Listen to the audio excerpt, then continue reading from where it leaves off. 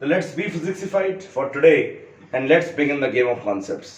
तो कल हम लोगों ने बात की थी मैथमेटिकल क्लासिफिकेशन ऑफ एरर्स की, कि जो रैंडम एरर है उसको मिनिमाइज करने के लिए आप जब लैब में जाते हैं तो आपसे कहा जाता है कि बार बार करो एक्सपेरिमेंट, एक एक्सपेरिमेंट की रीडिंग 5-5 6-6 बार निकालो और उन 5-6 बार जो तुम आप एक्सपेरिमेंट करते हो उनका जो एवरेज होता है, उनका जो मीन होता है, उसी को हम मीन वैल्यू या ट्रू वैल्यू मान लेते हैं।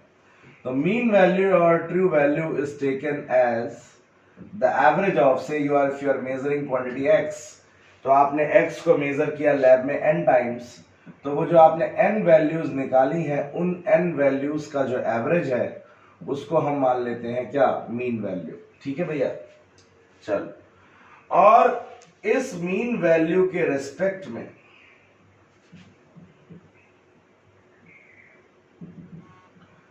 अब क्या होगा कि तुम्हारा ये जो x1 है वो भी इससे वेरी करेगा, x2 भी इससे वेरी करेगा। बोलो करेगा कि नहीं करेगा? तो ये जो डिफरेंस है उसका जो मैग्नीट्यूड होगा, मतलब delta x1 that is equal to x bar minus x1, इसका जो डिफरेंस का जो मैग्नीट्यूड है, that magnitude is known as absolute error. इस मैग्नीट्यूड को हम क्या कहते हैं, इस डिफरेंस को एब्सोल्यूट एरर कहते हैं, and so on, it is delta xn। तो this is known as absolute error, mind it. और इन सारे एब्सोल्यूट एरर्स का जो मीन होता है, जो एवरेज होता है, सब पॉजिटिव वैल्यूज लेंगे हम, क्योंकि ऐसा नहीं कि कुछ पॉजिटिव है कुछ नेगेटिव है, मालूम पड़ा मीन एब्सोल्यूट एरर 0 हो जाए, ऐसा नहीं होगा। इसीलिए सारी पॉजिटिव वैल्यूज लेंगे। इसीलिए हम कह रहे हैं कि जो डिफरेंस का मैग्नीट्यूड है, मतलब साइन को इग्नोर कर देंगे इसमें, तो इन सब का जो एवरेज होगा उसे कहते हैं मीन एब्सोल्यूट एरर। क्या कहते हैं? मीन एब्सोल्यूट एरर, मतलब द मैग्नीट्यूड ऑफ इन सब का जो एवरेज होगा, किन सब का, ये जो एब्सोल्यूट एरर्स आएंगे इनका जो एवरेज होगा, उस एवरेज को हम क्या कहेंगे, मीन एब्सोल्यूट एरर कहेंगे। क्या कहेंगे? Mean absolute error. फटाफट स्क्रीन पॉज करके जरा नोट कर डालो तीनों। अब ये जो कंपैरिजन हम करते हैं किसका, ये जो हम कंपैरिजन करते हैं मीन एब्सोल्यूट एरर का और मीन वैल्यू का, इसे कहते हैं रिलेटिव एरर। क्या कहते हैं? रिलेटिव एरर, मतलब mean of errors, mean of absolute errors and mean value, that is known as relative error. उसे हम क्या कहते हैं? Relative error. और अगर इस रिलेटिव एरर को परसेंटेज में कैलकुलेट करें, then that is known as percentage error. मतलब percentage error is basically relative error into 100। तो ये सिर्फ फॉर्मूले हमने कुछ पढ़े, सिंपल कैलकुलेशन बेस्ड न्यूमेरिकल्स इन पे आ जाएंगे। किसी एक्सपेरिमेंट की तुम्हें 4 या 5 रीडिंग्स या 6 रीडिंग्स दे दी जाएंगी और उनको यूज करके तुम्हें मीन वैल्यू निकालनी होगी, एब्सोल्यूट एरर निकालना होगा, मीन एब्सोल्यूट एरर निकालना होगा, रिलेटिव एरर निकालना होगा, और क्या निकालना होगा? Percentage error. तो सिंपल कैलकुलेशन बेस्ड एक्सपेरिमेंट्स है, कोई इसमें रॉकेट साइंस नहीं है। करके देखना, कोई दिक्कत हो तो कमेंट बॉक्स में बताना, फिर इस पे एक सेशन हम ले लेंगे। उसके बाद हम बात करते हैं combination of errors. Combination of errors, कि भाई जब हम गलती करते जा रहे हैं और वैल्यूज फॉर्मूले में रखते जा रहे हैं, तो वो जो फॉर्मूले से रिजल्ट आ रहा है वो भी तो गलती आएगा। बोलो आएगा कि नहीं आएगा? तो कितना, कैसे गलती, हाउ दैट गलती will propagate within the formula, how that error will propagate in the formula, that is what we are going to study in this topic. तो भैया देखो, फॉर्मूले अलग अलग टाइप के हो सकते हैं। मतलब फॉर्मूला जो हो सकता है वो सम के फॉर्म में हो सकता है, फॉर्मूला जो हो सकता है वो डिफरेंस के फॉर्म में हो सकता है, फॉर्मूला जो हो सकता है वो प्रोडक्ट के फॉर्म में हो सकता है, फॉर्मूला जो हो सकता है वो कोशेंट के फॉर्म में हो सकता है, और फॉर्मूला जो हो सकता है वो पावर के फॉर्म में हो सकता है, एक्सपोनेंट के फॉर्म में हो सकता है। तो सारे केसेस हमें डिस्कस करने हैं। देखो, तो सबसे पहले बात करते हैं, मान लो कोई क्वांटिटी है z and it is obtained by the sum of a and b। z जो है वो आती है a और b को जोड़ करके। अब हमें पता है हमने गलती की, हमने a को मेजर करने में गलती कर दी, हमने b को मेजर करने में भी गलती कर दी, तो नेचुरल सी बात है, तो जो z की वैल्यू आएगी after putting the values of a and b वो भी गलत आएगी। तो मान लो भाई हमने a की वैल्यू रख दी क्या, a plus minus delta a, the measured value. Of course delta a indicates the uncertainty in measurement, that is the error. b जो है उसकी वैल्यू हमने लिख दी क्या, b plus minus delta b, measured value. तो जो z की value आई वो आई क्या, z plus minus delta z। तो डेल्टा z और डेल्टा a और डेल्टा b में क्या रिलेशन है वो चेक करना है हमें। देखो भाई, तो हम यहां पर अगर वैल्यू रखें फॉर्मूले में तो ये आ जाएगा z plus minus delta z is equal to a plus minus delta a plus b plus minus delta b। अब सिंप्लीफाई कर लो जरा, तो z plus minus delta z बराबर क्या हो जाएगा, बराबर हो जाएगा a प्लस b, बोलो हो जाएगा कि नहीं हो जाएगा, plus minus delta a plus delta b। a plus b बराबर z है, तो z से z क्या हो गया, कैंसिल, बोलो हो गया कि नहीं हो गया। तो डेल्टा z प्लस माइनस का बराबर आ गया प्लस माइनस के delta a plus delta b, मतलब डेल्टा z बराबर लिख सकते हैं क्या भैया, delta a plus delta b।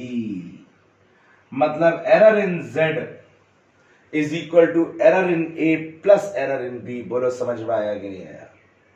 मतलब अगर कोई क्वांटिटी तुम्हें दे रखी है a 20 प्लस माइनस 0.1 सेंटीमीटर या कुछ मीटर समझ लो, b दे रखी है 10 प्लस माइनस 0.1 सेंटीमीटर, तो जो डेल्टा z आ जाएगा वो आ जाएगा 0.1 प्लस 0.1 सीधे सीधे 0.2। z आ जाएगा a प्लस b सीधे सीधे 20 प्लस 10 मतलब 30, तो z की वैल्यू आ जाएगी 30 प्लस माइनस 0.2, सीधे सीधे निकाल सकते हैं with error. This is known as representation of a value with error. Delta a indicates the uncertainty, delta a indicates the error. Is that clear or not? तो ये relation है error in z is equal to error in a plus error in b। अपने आप try करोगे, नहीं होगा तो पूछोगे error in a difference, same value आएगी error in z is equal to error in a plus error in b। अगर हम z में एरर निकालेंगे, क्योंकि एरर कभी सब्ट्रैक्ट नहीं होता, errors are never subtracted, errors are always added। Errors हमेशा क्या करे जाते हैं, ऐड करे जाते हैं, माइंडेड। तो नोट कर लो फटाफट स्क्रीन पॉज करके। अब ये बात करते हैं, देखो error in a product.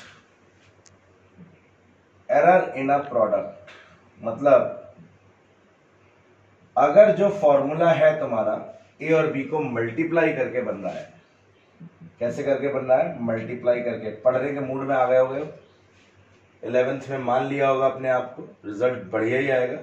Since you are extraordinary children who have thought to study before, तो नोट्स बनाते चलना, क्वेश्चंस करते चलना और बढ़िया से पढ़ाई करते चलना। अभी से टारगेट लेकर के चलो कि क्या करना है 2 साल बाद, 12th में कितनी परसेंटेज लानी है, अभी से टारगेट करके चलना है।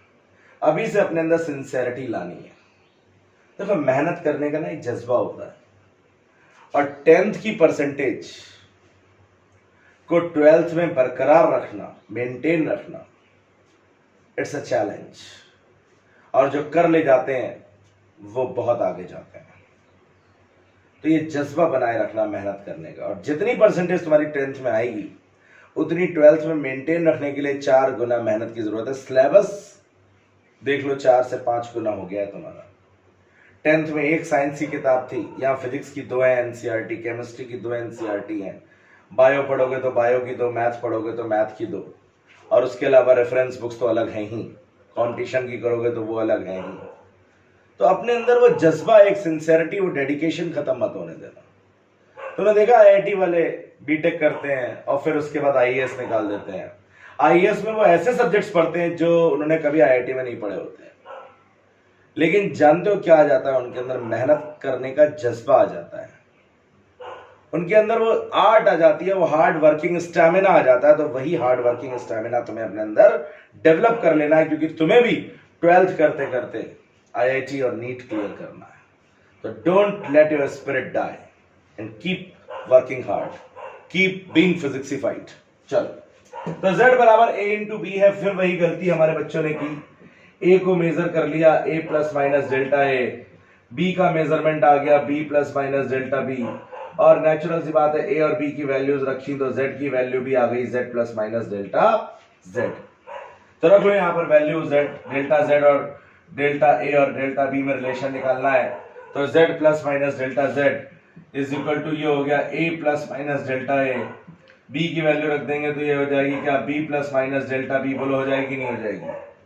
z कॉमन ले लो यहां से तो ये क्या हो जाएगा, 1 plus minus delta z upon z। यहां से a कॉमन ले लो तो a बराबर कॉमन ले लिया तो ये क्या हो गया अंदर, 1 plus minus delta a upon a। b common ले लो वहां से तो b क्या हो गया, 1 plus minus delta b upon b। तो z और ab, z is equal to ab, तो इधर a इंटू बी है, इधर z है, कैंसिल हो जाएगा। तो ये क्या आ जाएगा, 1 plus minus delta z upon z। Cross multiply कर दो तो ये क्या हो जाएगा, 1 plus minus delta a upon a plus minus delta b upon b, और ये plus delta a delta b upon a b। 1 से 1 क्या हो गया, कैंसिल। अब डेल्टा a छोटा होगा, भाई एरर ऐसा थोड़ा ही है कि 1 सेंटीमीटर की चीज में तुम 1 किलोमीटर का एरर कर दोगे, नहीं। डेल्टा b छोटा होगा, डेल्टा a डेल्टा b का प्रोडक्ट और भी ज्यादा छोटा हो जाएगा, और ए बी से उसे डिवाइड करोगे तो वो और ज्यादा छोटा होता जाएगा। और फिजिक्स में छोटी चीजों को हम क्या कर देते हैं, बड़ी चीजों के कंपैरिजन में नेग्लिजिबल कर देते हैं। क्यों कर देते हैं? अरे भाई समुद्र से जाकर रोज 1 लोटा पानी ले आओ, तुम 1 गिलास पानी ले आओ जाकर के रोज, क्या समुद्र के अंदर पानी कम हो जाएगा? नहीं कम हो जाएगा। तो बड़ी चीजों के कंपैरिजन में छोटी चीजों को क्या कर देते हैं, नेग्लेक्ट कर जाते हैं। बड़े दिल वाले लोग होते हैं फिजिक्स वाले। तो डेल्टा z अपॉन z बराबर delta a upon a plus delta b upon b। मतलब अब की जो है एरर नहीं आया z, error in z is not equal to error in a plus error in b, जैसा सम और डिफरेंस में आता है। प्रोडक्ट और क्वोशिएंट में सेम फॉर्मूला आएगा, relative error in z, this is relative error, is equal to relative error in a plus relative error in b। दोनों का रिलेटिव एरर का जो सम होता है वो z के रिलेटिव एरर के बराबर होता है। अभी क्वेश्चन करेंगे, जैसे मान लो हम ये बात कर लेते हैं, v बराबर आई आर होता है फॉर्मूला। i की वैल्यू तुम्हें दे रखी है 100 प्लस माइनस 0.5, r की वैल्यू तुम्हें दे रखी है 10 प्लस माइनस 0.1। अब तुम्हें एरर निकालना है v में, तो क्या फॉर्मूला लगा दोगे, डेल्टा v अपॉन v बराबर delta i upon i plus delta r upon r। और डेल्टा i कितना है 0.5, i कितना है 100, तो डेल्टा i अपॉन i क्या हो गया 0.5 अपॉन 100। डेल्टा r कितना है 0.1, r कितना है 10, तो डेल्टा r अपॉन r क्या हो गया 0.1 अपॉन 10। दोनों को ऐड कर दोगे तो क्या आ जाएगा, डेल्टा v अपॉन v आ जाएगा। क्या बात समझ आ रही है? तो ऐसे इस फॉर्मूला को हम लगाएंगे। फटाफट स्क्रीन पॉज करके नोट कर डालो, फिर क्वेश्चन कराते हैं। तो देखो भैया, देखते हैं error in a quotient. Error in a quotient मतलब अगर z जो आया है हमारा वो डिवाइड करके आया है a और b को। फिर से वही काम, a में हमने गलती की, जो हमारा जन्म सिद्ध अधिकार है, a plus minus delta a। b में गलती की, एरर किया b plus minus delta b। और z में जो एरर आया वो आया z plus minus delta z। तो वैल्यू रख दो यहां पर, तो क्या वैल्यू आ जाएगी, देखो भाई, देखो z plus minus delta z is equal to a plus minus delta a upon b plus minus delta b। कोई शक? बोलो नहीं है सर। यहां पर से जरा z कॉमन ले लो तो ये आ गया 1 plus minus delta z upon z। यहां पर से a कॉमन ले लो ऊपर से, तो ये आ गया a common 1 plus minus delta a upon a, और नीचे से b कॉमन ले लो तो ये आ गया 1 plus minus delta b upon b आ गया। बोलो आया कि नहीं आया? तो a अपॉन b से z को कैंसिल कर दिया, तो ये क्या आ गया 1 plus minus delta z upon z बराबर 1 plus minus delta a upon a, नीचे वाले को ऊपर लाओगे तो ये हो जाएगा 1 plus minus delta b upon b की पावर -1। अब एक थ्योरम है बाइनोमियल थ्योरम, मैथ वाले से पढ़ेंगे, बायोलॉजी वालों के लिए मैं बता देता हूं। 1 प्लस एक्स की पावर 1 को क्या लिख सकते हैं? 1 प्लस एक्स। बोलो 1 प्लस एक्स का स्क्वायर को हम क्या लिख सकते हैं? 1 plus 2x plus x square. 1 plus x का क्यूब हम क्या लिख सकते हैं? 1 plus 3x square plus x cube. बोलो लिख सकते हैं क्या?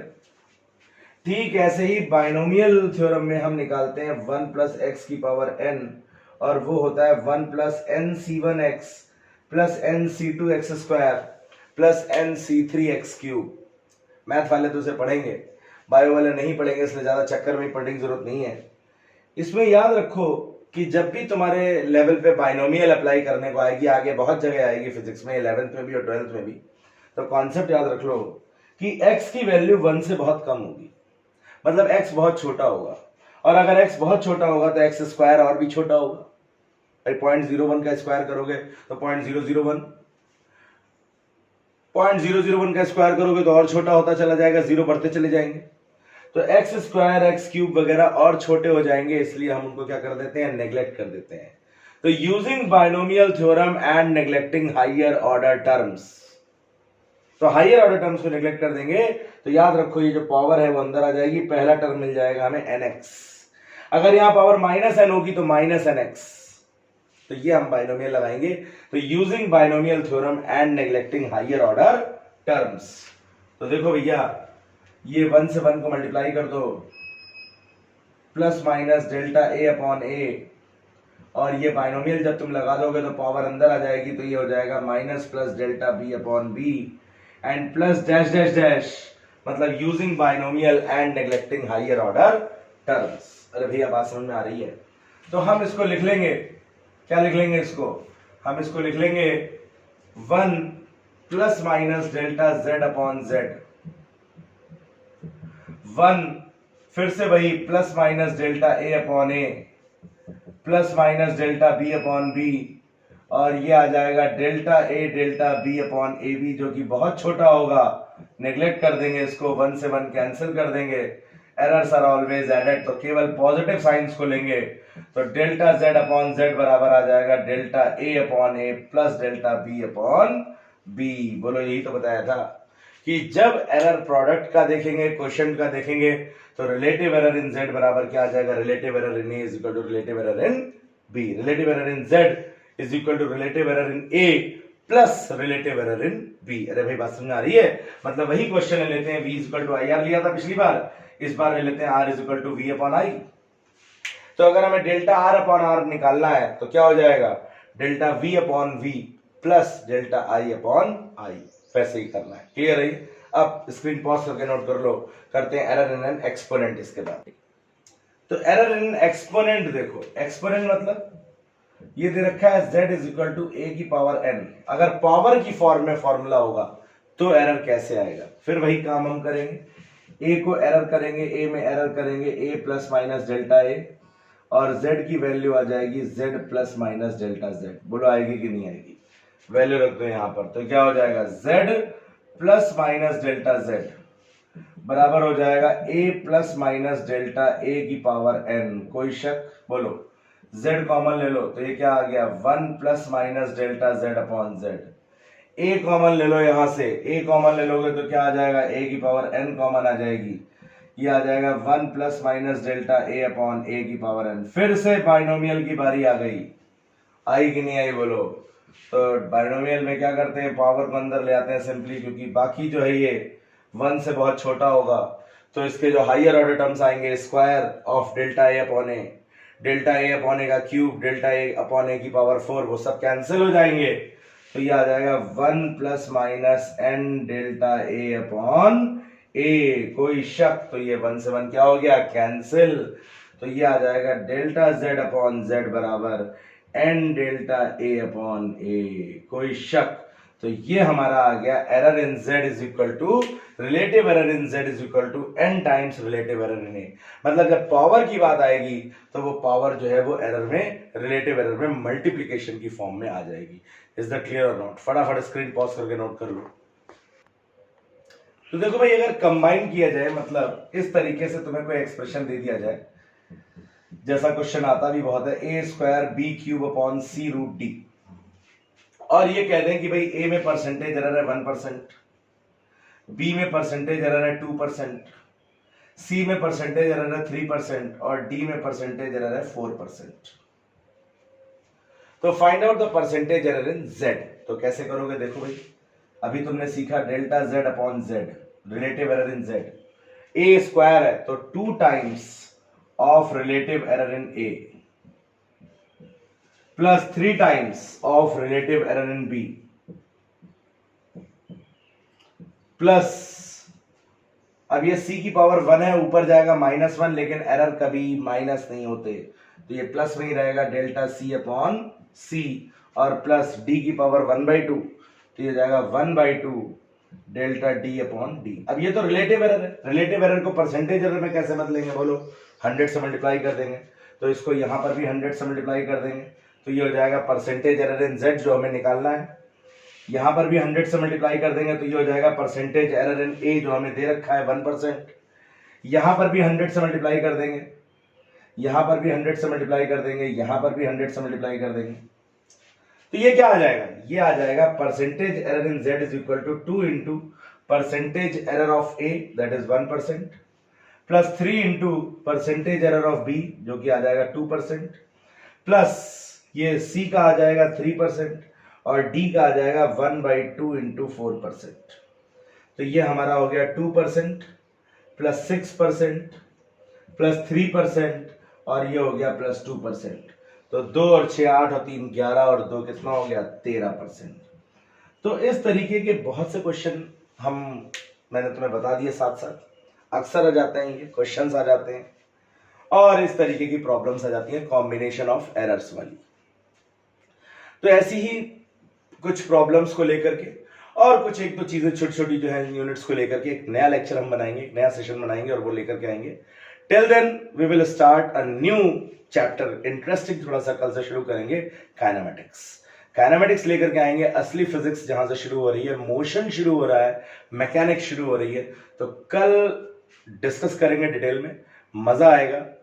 Till then stay physicsified and stay blessed. और मजा आएगा तो शेयर करते रहना जरूर, सब्सक्राइब जरूर करना, जिससे कि I will stay motivated and keep posting videos in the same speed for you. God bless you, stay फिजिक्सिफाइड।